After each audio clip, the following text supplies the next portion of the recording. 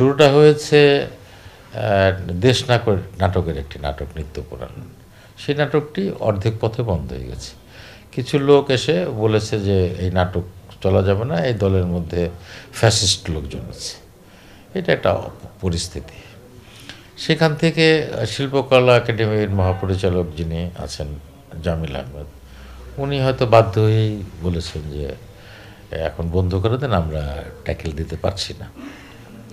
তার পরবর্তীতে দেখা গেল এইটার প্রতিবাদে মামুন ভাই তার সবাই মিলে গ্রুপ থিয়েটার ফেডারেশন এবং বিভিন্ন গ্রুপের লোকজন সবাই মিলে এটার প্রতিবাদ করছে। সেখানে দেখা গেল একটা প্রতিবাদ শুরু, সেখানে মামুনুর রশিদের মতো মানুষকে ডিম ছুঁড়ে মারল। তারপরে শেষ যেটা দুই একদিন ধরে আলোচনা হচ্ছে, সেখানে দেখা গেলো যে মামুন ভাই যেন অভিনয় না করে। তো এইটা একটা আশঙ্কার জায়গা থেকেই উনি বলেছেন, উনি হয়তো এটা ট্যাকেল দিতে পারবেন না। তো তো আমি কাউকে দোষারোপ না করে শুধু একটা কথাই বলি, সেটা হচ্ছে পরিস্থিতি মনে হয় এমন একটা জায়গায় চলে যাচ্ছে বা গেছে যে কেউ কাউকে ট্যাকেল দিতে পারে না, সে যে পজিশনেই থাকুক না কেন।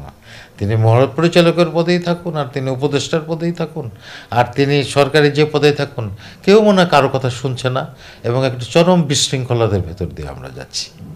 এবং এইটা আমার এই এত বছরের জীবনে বাংলাদেশে, বিশেষ করে এই 53 বছরের এই স্বাধীন হওয়ার পরে আমি এইরকম অরাজকতা কখনো দেখিনি। আমি দুঃখিত যে এই কথাটা আমাকে বলতে হলো আর কি।